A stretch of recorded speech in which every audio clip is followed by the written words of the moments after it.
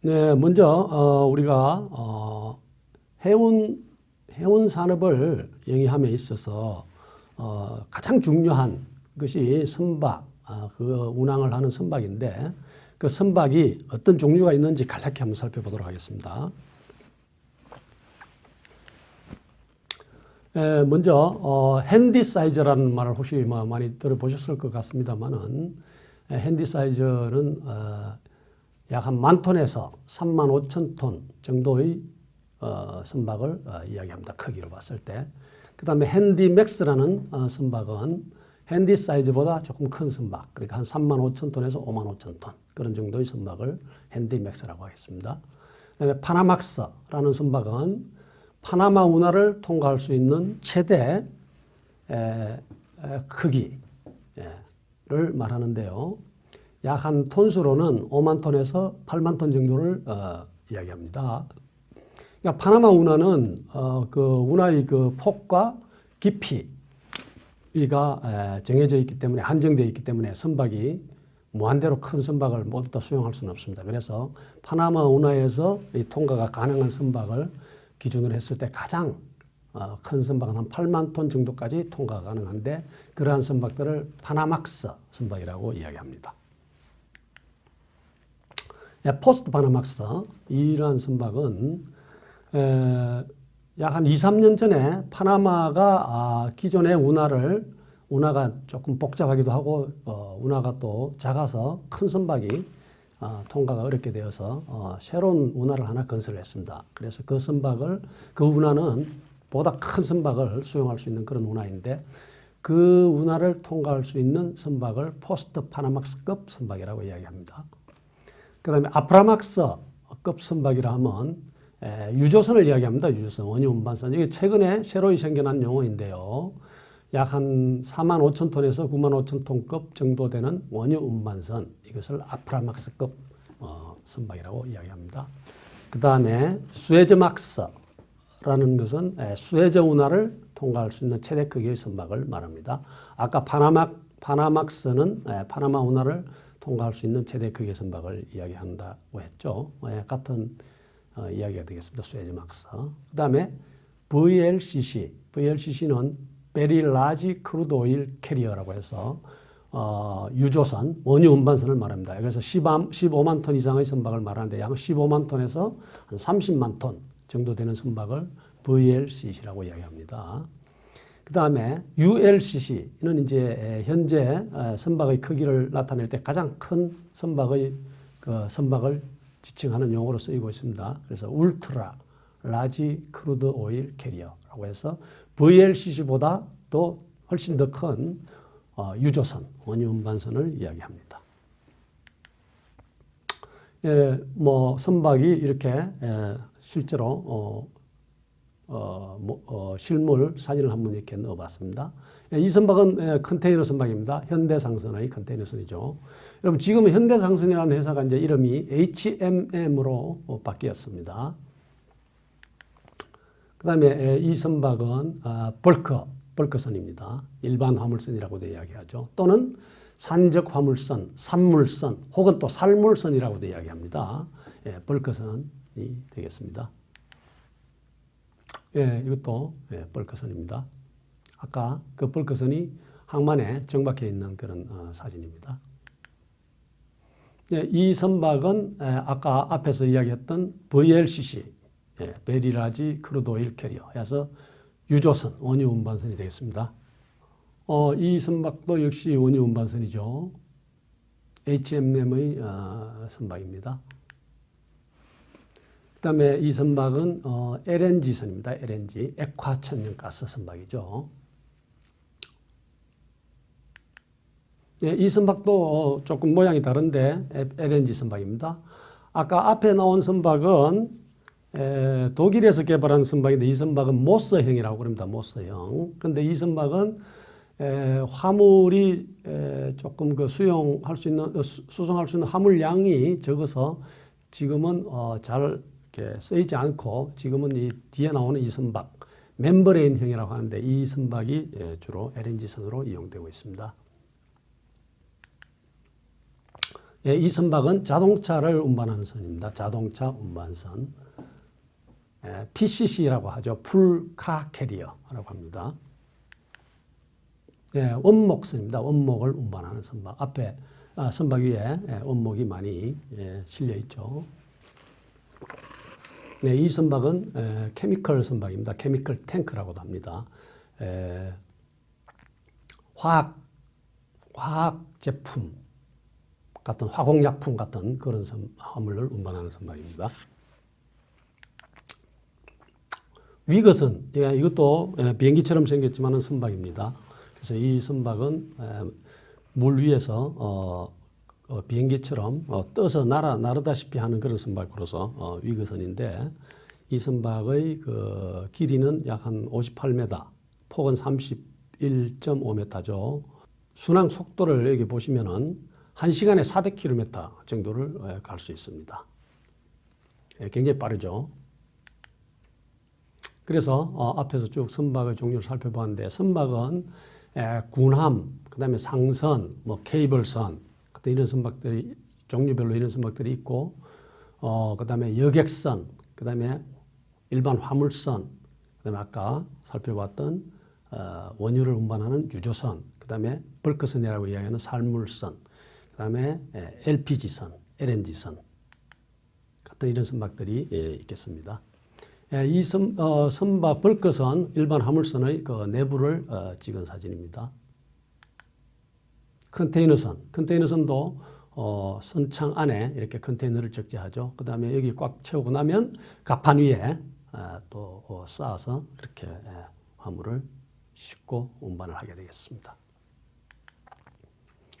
선박의 기관실입니다. 엔진실.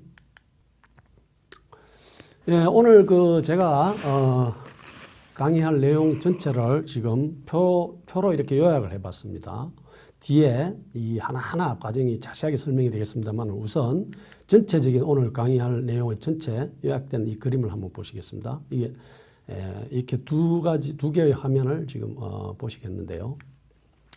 우선 선박을 이제 도입을 하기로 결정을 하면, 어떤 회사가 결정을 하면은 그다음에 구매 계약을 합니다. 선박 구매 계약을 하게 되겠죠. 그리고 선박을 매입을 하는 그런 여러 가지 절차를 거칩니다. 파는 쪽 상대방 선주하고 여러 가지 이제 협상을 하고 해서 합의가 되면은 선박 대금을 지불을 하게 되겠죠. 선박 대금이 지불되면 이제 이 선박은 이제 선박을 매입하는 우리 국내 선주의 선박이 된 것입니다. 그럼 이제 그때부터 선박이 이제 인수를 해서 국내로 가져와서 등기를 하고 등록을 한 다음에 선박을 운항하는 그런 이제 절차를 거치게 되는데, 그 인수 과정이 이제 이 선박의 인수 과정이 여기 보면 이제 크게 봤을 때 서류를 여러 가지 서류를 이제 새로이 등록을 하면서 발급받아야 되고 이런 여러 가지 복잡한 절차를 거치게 됩니다. 그래서 선박을 인수를 하게 되면은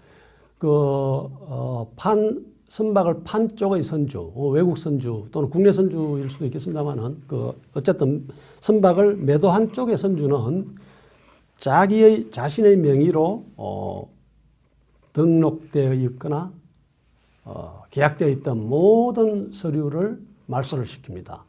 예를 들면 그 선박이 외국적 선주의 선박이라고 했을 때 외국에 등록이 되어 있을 텐데, 그 다음에 그 나라의 국기를 아마 달고 그렇게 다녔을 텐데, 우선 그 선박의 국적을 말소를 합니다. 국적 정서를 말소를 하고, 그래서 이 선박이 무국적 선박이 되겠죠. 그 다음에 그 보험을 말소를 하겠죠. 보험도 말소를 시키고, 여러 가지 각 선박에 있는 모든 서류는 전부 다 말소를 하게 됩니다. 그러면은 이 선박은 국적도 없고 모든 그 서류가 말소가 되어 있고 보험도 지금 들지 않은 상태이기 때문에 선박은 운항을 할 수가 없게 됩니다. 그래서 이 선박을 다시 운항을 하기 위해서 국내로 가져와서 등기하고 등록을 하고 그렇게 해야 되는데, 그러려면 이제 외국에서 선박을 국내로 가져오기 위한 그런 기본적인 그런 조치가 취해져야 됩니다. 왜냐하면 방금 말씀드린 대로 선박이 무국적 상태이거나 보험도 무보험 상태이기 때문에 선박이 아직 운항을 할 수가 없습니다. 그래서 그런 것을 해소를 해야만 선박을 국내로 운항을 해서 가져올 수가 있게 됩니다. 그래서 일단 국적이 없는 선박이기 때문에 우리나라 정부로부터 국적을 우선 임시로 부여받아야 합니다. 그래서 임시 국적 등록을 하게 됩니다. 임시 국적 등록은 그 선박을 인수한 외국의 항만, 그 항만에 있는 우리나라의 영사관에 가서 선박을 매입했다는 그런 여러 가지 신고를 하고 정빙 서류를 제출을 해서 그것이 선박이 매입됐다는 것이 우리 한국 영사관에서 확인이 되면은 그 영사가 임시 국적 정서를 발급을 합니다. 임시 국적 등록이 되는 것이죠. 그럼 그때부터 이 선박은 한국 선박이 된 것입니다. 그래서 한국 국기를 개항할 수 있습니다. 그 외에 여러 가지 복잡한 절차를 많이 남겨두고 있지만 우선 국내로 이것은 선박을 가져오기 위해서 임시로 이렇게 운항을 할 수 있도록 하는 최소한의 그런 절차를 밟은 그런 상태이기 때문에 우선 필요한 것이 보험을 들게 되겠습니다. 보험을 들고 그다음에 한국성급이라는 그런 곳에서 이 선박의 운항 여부를 이렇게 판단을 해서 운항이 가능한지 확인한 다음에 이것을 가망성 검사라고 합니다. 그런 다음에 임시 성급 협약 정서를 발급을 합니다. 예. 그 다음에 선박이 이제 항해를 하기 위해서는 통신을 해야 되죠. 그래서 통신을 하기 위해서는 우리나라 정보통신부라고 그럽니까? 정보통신부에다가 신고를 해서 무선국 가입을 하고 선박의 호출 번호도 부여를 받는 등 통신이 가능한 상태로 또 이렇게 만들어야 합니다. 그 다음에 이러한 절차들이 이제 완료가 되고 나면 임시 항행 허가증이 발급이 됩니다. 그래서 이 선박은 이제 항해를 해서 국내로 가져오게 됩니다. 선박 등기 등록을 하기 위해서. 예, 이 선박이 외국에서 방금 말씀드린 절차를 거쳐서 운항 허가를 받은 다음에 국내에 오게 되면은 이제 국내 입항하게 되면은 크게 수입 통관을 하고 그다음에 법원에 가서 등기를 하고 그다음에 해양수산부, 지방해양수산청, 항만청에 가서 등록을 합니다.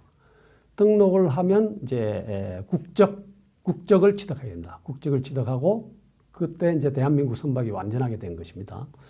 그 다음에 이 선박의 그 사업의 종류에 따라서 등록을 운송 사업 등록을 하게 됩니다. 운송 사업. 그러니까 아까 선박의 종류에서도 말씀을 드렸는데 선박이라는 게 이제 여객선, 화물선, 어선 여러 가지가 있지 않습니까? 그래서 거기에 따라서 하고자 하는 사업의 종류에 따라서 각각 등록하는 그 절차도 다르고 허가 절차가 다릅니다. 그래서 사업 등록을 하게 되면 비로소 이제 거기 등록된 그런 사업의 영역 내에서 사업을 시작하게 되겠습니다. 예, 그래가지고 이제 선박 등기 등록 절차가 완료되고 이 선박은 매각하거나 또는 선박이 폐선될 때까지 이제 영업을 시작하게 되겠습니다. 예, 이상이 여러분들이 지금 오늘 하루 종일 4시간 동안 제가 강의할 그 내용을 쭉 요약해서 말씀을 드렸습니다. 그럼 지금부터 이 내용들을 하나하나 자세하게 한번 설명을 해드리겠습니다. 해보도록 하겠습니다. 먼저 선박 등기라는 것은 선박 등기부에 선박을 소유한 그 소유자의 소유권을 인정받기 위해서 등기하는 그런 법적 절차를 말합니다. 그래서 선박을 외국에서 사들여 왔을 때 실제로 선박 대금을 지급하고 소유권이 이쪽으로 넘어왔지만은 공식적으로 이 선박이 매입자 우리 국내 선주 누구의 선박이다라고 해서 공식적으로 입증해주는 그런 자료는 공시된 외부에 공표된 그런 지금 그런 자료가 없죠. 그래서 그러한 그 선박 소유권을 정부가 공개적으로 이렇게 인정하고 법적으로 또 보호를 해주는 그런 절차를 선박 등기라고 할 수 있겠습니다. 또한 선박의 그 등기부에 등기를 하고 나면은 이 선박이 이제 보통 선박을 매입할 때는 금융 그러니까 금융을 차입을 해서 선박을 사게 됩니다. 그러면 이제 그 돈을 빌려준 그 은행 또는 금융 제공인은 그 선박에 대해 빌려준 돈을 다 받을 때까지는 이 선박에 대한 어떤 담보권을 설정을 해야 됩니다. 그래서 이러한 담보권 설정 과정을 이제 저당권 설정이라고 하는데 그것을 이 등기부에다가 등기부에다가 저당권을 설정하게 됩니다. 예, 그 다음에 선박 등기가 완료되고 나면은 앞에서 말씀드린 대로 선박 등록을 하게 됩니다. 선박 등기가 소유권을 인정받는 그런 절차라 하면은 이 등록이라는 절차는 등기된 선박을 우리나라 선주가 영업을 하기 위해서 관할 관청인 해양수산부에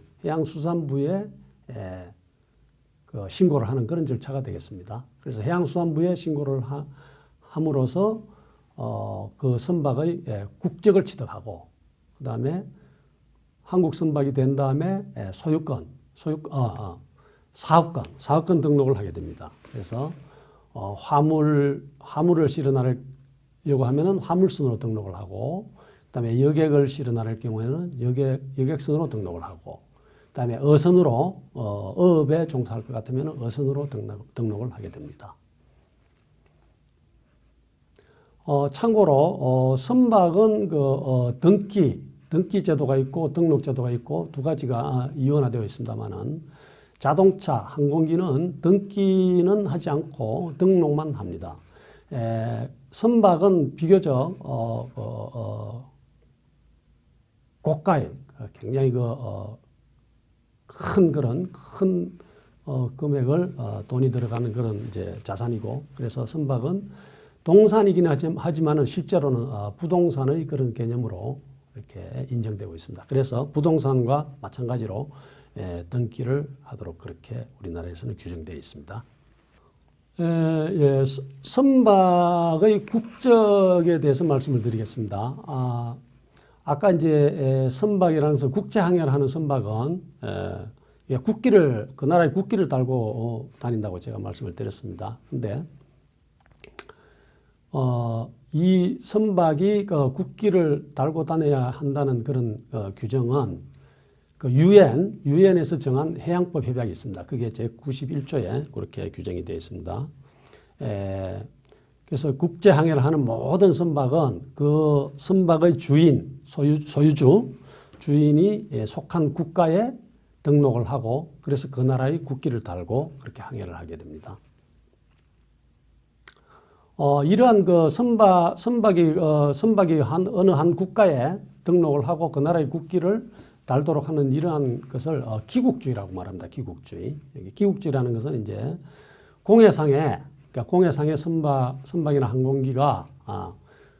항공기는 공해상을 항해하는 선박이나 항공기는 그 선주 국적을 가진 국가의 배타적 관할권에 속한다는 그런 국제법의 규정에 의해서 그렇게 정해져 있는 것을 기국주의라고 하는데, 이 배타적 관할권이라는 것은 그 선박이 외국에 있더라도 또는 공해상에 있더라도 그 소속 국가의 영토와 똑같은 그런 권리를 가진다는 그런 의미입니다. 그래서 특별한 잘못이 있거나 어떤 범죄를 저지르지 않는 한은 함부로 타 국가에서 이 선박의 이 권리를 침해하거나 이렇게 할 수가 없습니다. 이런 것을 기국주의라고 이야기합니다.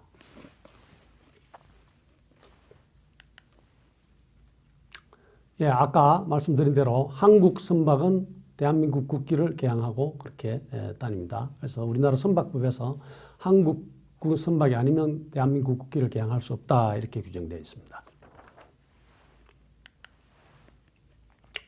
예, 등기를 하여야 할 선박은 우리나라 국민이 소유하는 선박 또는 우리나라 대한민국의 법률에 의해서 설립된 법인이 소유하는 선박은 등기를 하여야 합니다. 예, 이러한 것이 선박법에 규정이 되어 있습니다. 선박법 제8조. 예, 이것은 실제로 선박을 등기를 한 등기부 등본의 실물입니다. 실물을 지금 제가 한번 구해서 이렇게 한번 띄워봤는데요. 이 선사는 한양상선이라는 회사입니다. 지금은 회사가 없어졌습니다. 파산하고 없어졌습니다. 그래서 이 선박의 이름은 제일 위에 보시면은 한양 기선인데 한양 에이스호죠. 이름이 한양 에이스호고 소유권을 보존하기 위해서 이렇게 등기를 하고 그 다음에 회사 이름은 한양상선입니다. 여기 보면 가압류 이런 것이 보이는데요. 가압류 등기 말소. 아까 말씀드린 대로 선박은 이제 금융권으로부터 돈을 빌렸지 않습니까? 그런데 돈이 제대로 갚아지지 않으면은 금융권에서 이렇게 등기부에다가 압류를 합니다. 그래서 선박을 가져가는 거죠. 금융권이 회수해가지고 경매를 해서 다시 자금을 회수하거나 아니면 다른 선주에게 팔거나 하는 그런 절차를 거쳐야 되는데 이 회사가 어려워져서 선박 대금이 원활하게 지급되지 않았던가 봅니다. 그래서 압류를 당하고 그런 적이 있었네요. 이 등기부에는 가장 중요한 것이 기록이 되어 있는데요. 뭐냐면 이게 선박의 총톤수라는 게 이렇게 기록이 되어 있습니다.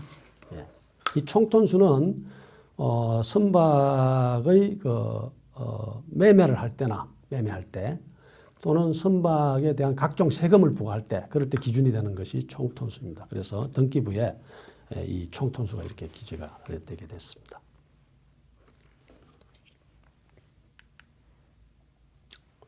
예, 선박 등록 아까 말씀드렸듯이 선박 소유자가 선박을 매입해서 법원에 등기를 하면 이제 소유권이 일단 확보되어 있는 상태입니다.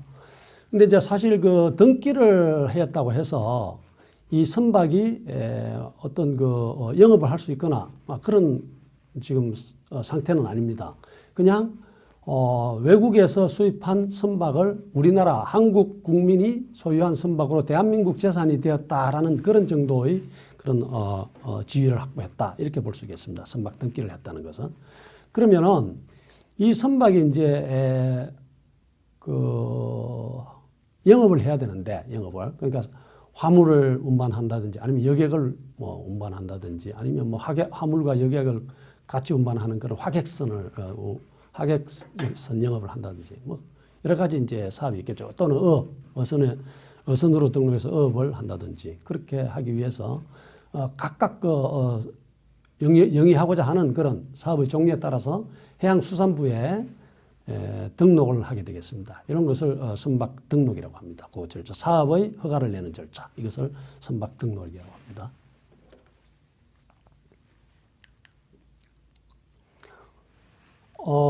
선박을 해양수산부에 등록을 하게 되면은 이렇게 선박 국적증서를 줍니다. 이 국적증서는 이제 대한민국 선박이기 때문에 한국 선박이다. 대한민국 국민이 소유한 선박이기 때문에 대한민국 선박이다라는 것을 우리나라 정부 관할관청인 해양수산부 각 지방 항만청 해양수산청에서 선박 국적증서를 교부를 합니다.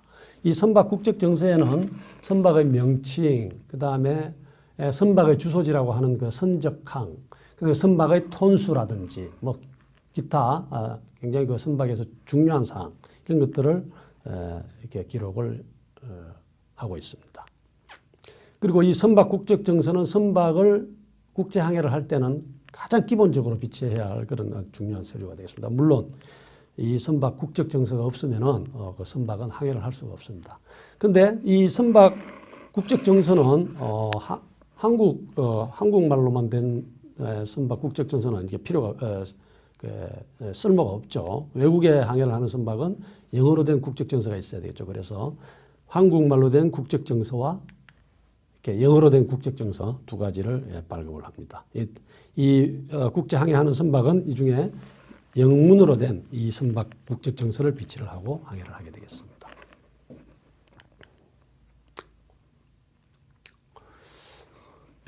아까 그 등기를 할 때 선박 총 톤수가 등기부 등본에 기재된다고 말씀을 드렸습니다. 그래서 이 선박의 그 톤수를 기재를 하기 위해서 국내에 입항을 하게 되면 제일 처음으로 선박의 톤수를 측정하는 절차를 거치게 됩니다. 해양수산부 지방항만청에서 그 선박의 톤수를 측정해서 그 선박 톤수 정서를 발급을 합니다.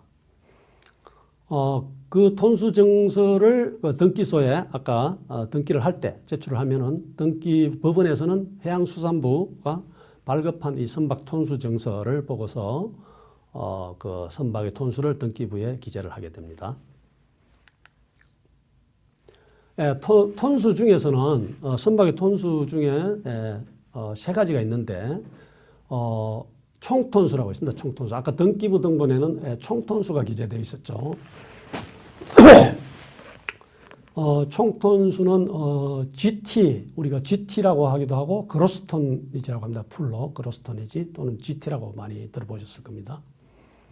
그 다음에 두 번째로 이게 아까 이제 선박 총톤수를 측정하면은 해양수산부에서 총톤수 측정 증명서를 이렇게 발급을 하게 됩니다.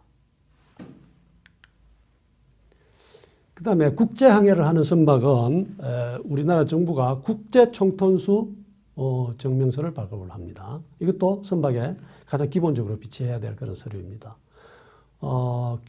국제 규정에 정해진 그런 규정에 따라서 톤수를 측정한 다음에 국제총톤수 증서를 발급을 하게 됩니다. 이것이 국제총톤수 증서입니다. 영어로도 병용되어 있죠. International Tonnage Certificate라고 이렇게 되어 있습니다. 아까 총톤수 정서하고 똑같은 그런 것인데 다만 왜 국제항해를 하는 선박에게는 이렇게 국제총톤수 정서가 발급이 되겠습니다. 그 다음에 두 번째로 선박의 순톤수라는 게 있습니다. 순톤수는 선박에서 돈을 벌 수 있는 그런 공간, 다시 말해서 화물을 실을 수 있는 공간이 되겠죠. 그것을 나타내는 그런 톤수가 이제 순톤수인데 네트 톤네이지라고 그럽니다. 네트 톤네이지. 그러니까 선박에 보면은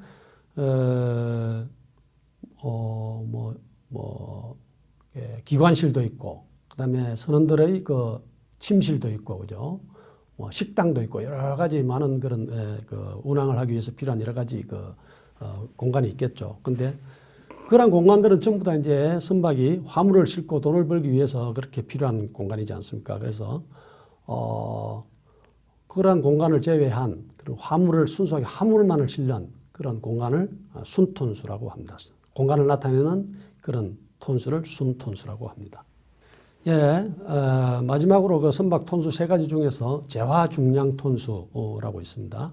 여러분 DWT라는 말을 많이 들어봤을 겁니다. 데드웨이트 톤네이지. 이 재화 중량 톤수라는 것은 화물을 실을 수 있는 그런 톤수, 화물을 적재했을 때 최대로 그 선박이 화물을 실을 수 있는 톤수, 이것을 재화 중량 톤수라고 합니다. 이 재화 중량 톤수라는 것은 선박에 최대한 화물을 실을 수 있는 그런 톤수라고 이야기했는데요.